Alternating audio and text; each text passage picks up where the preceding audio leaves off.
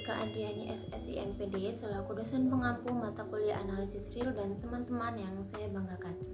Assalamualaikum warahmatullahi wabarakatuh. Kami dari kelompok 3 yang beranggotakan saya, Samsam Hanioliarti dengan NPM 23110500149 bersama rekan-rekan saya. Halo, aku Fatia Anggraini dengan nomor NPM 23110500042. Aku sebagai pemateri pertama.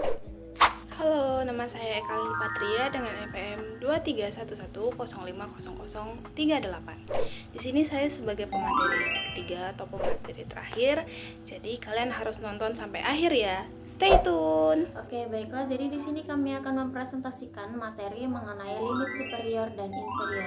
Yang mana dalam pemaparan kami akan membagi menjadi 3 bagian.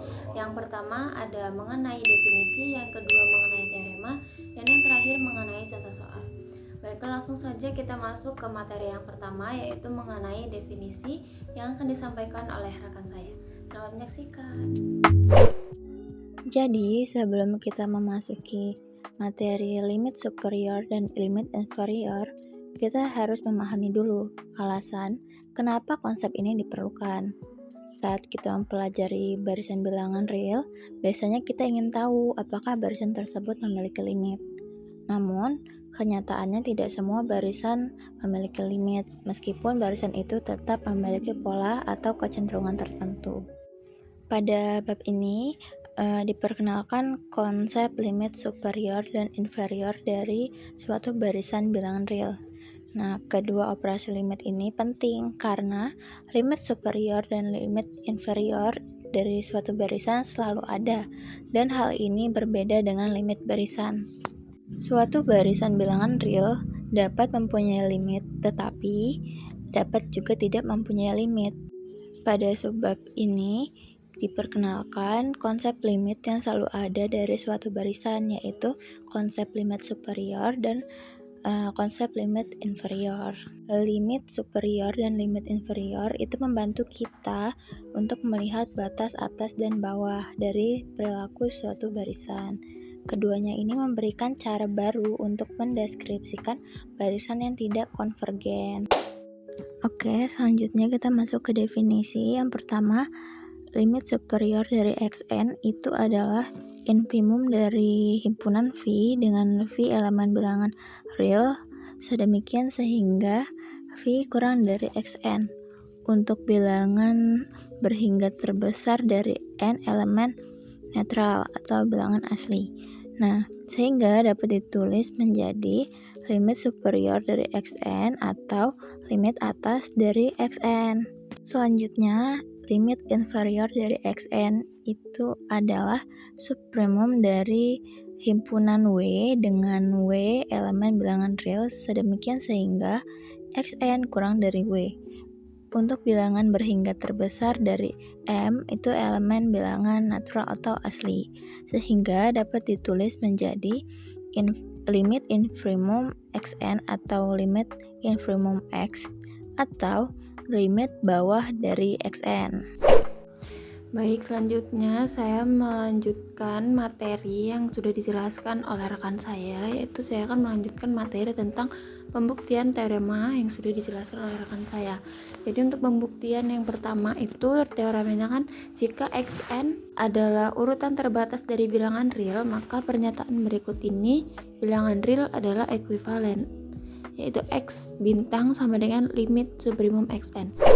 Pembuktiannya mengimplikasikan B jika epsilon lebih dari 0, maka fakta bahwa X bintang adalah infimum yang mengimplikasikan bahwa ada V kecil pada V besar.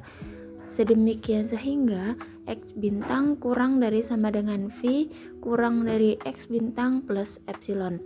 Oleh karena itu, X bintang terletak pada V besar, sehingga paling tidak ada bilangan berhingga terbesar dari N elemen bilangan asli, sedemikian sehingga X bintang plus epsilon kurang dari Xn.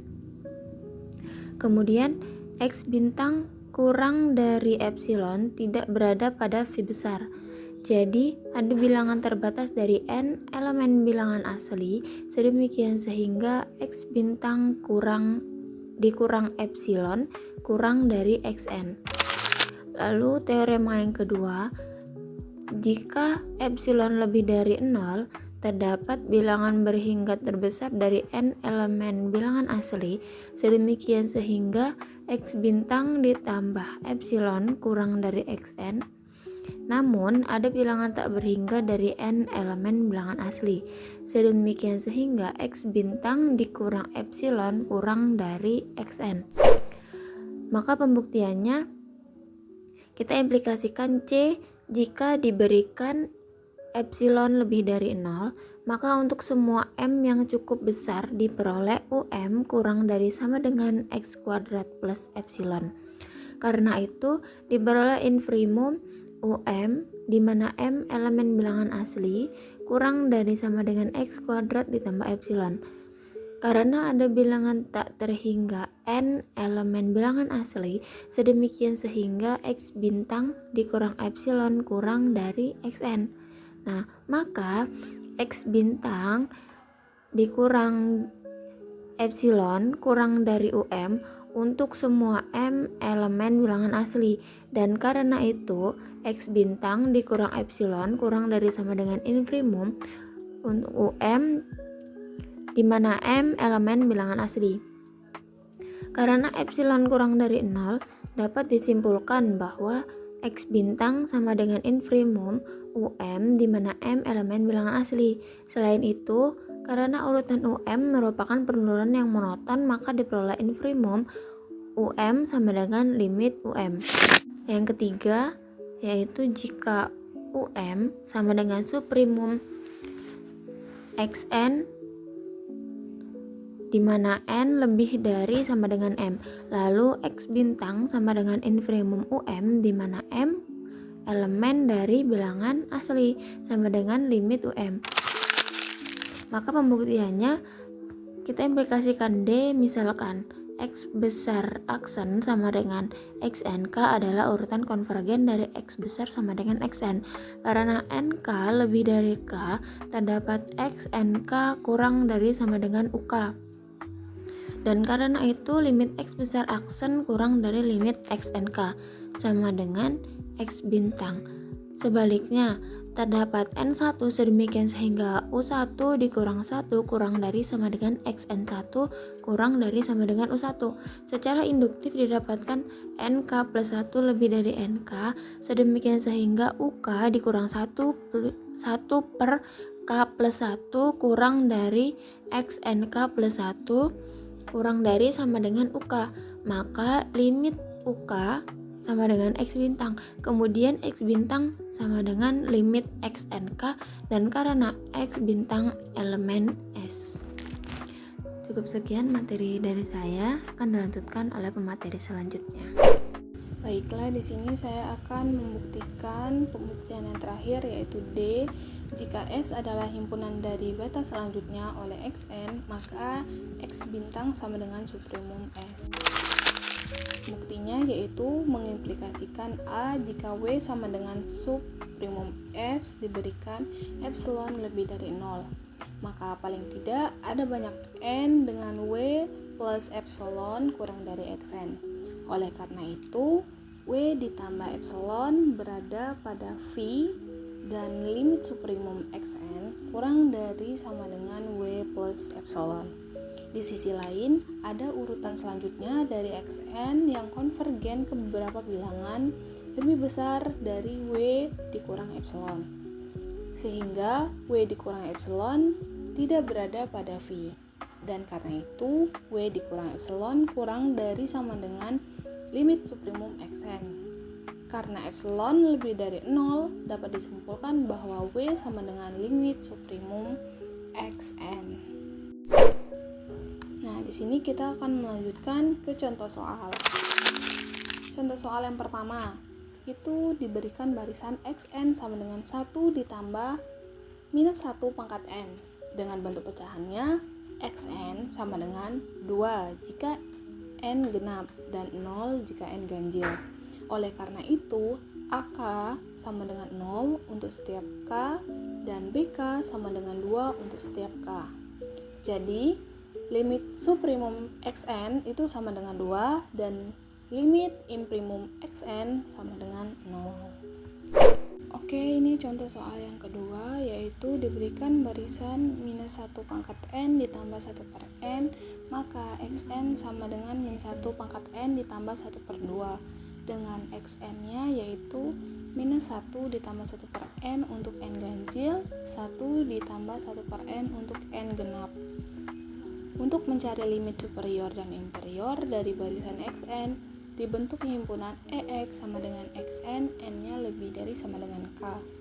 Jika K genap, maka EX sama dengan 1 ditambah 1 per K, 1 ditambah 1 per K plus 1, 1 ditambah 1 per K plus 2, dan seterusnya.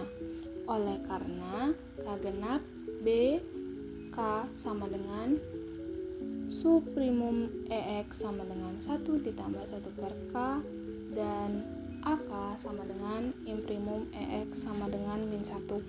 Dengan cara serupa, untuk K ganjil diperoleh BK sama dengan suprimum EX sama dengan 1 ditambah 1 per K plus 1, dan AK sama dengan imprimum EX sama dengan min 1. Akibatnya, AK sama dengan min 1 untuk setiap K anggota dari bilangan asli, dan BK itu 1 ditambah 1 per K plus 1 untuk N ganjil, dan 1 ditambah 1 per K itu untuk N genap. Jadi limit suprimum XN-nya sama dengan 1 dan limit imprimum XN-nya sama dengan min 1. Mungkin itu saja yang bisa saya sampaikan. Terima kasih yang sudah mendengarkan.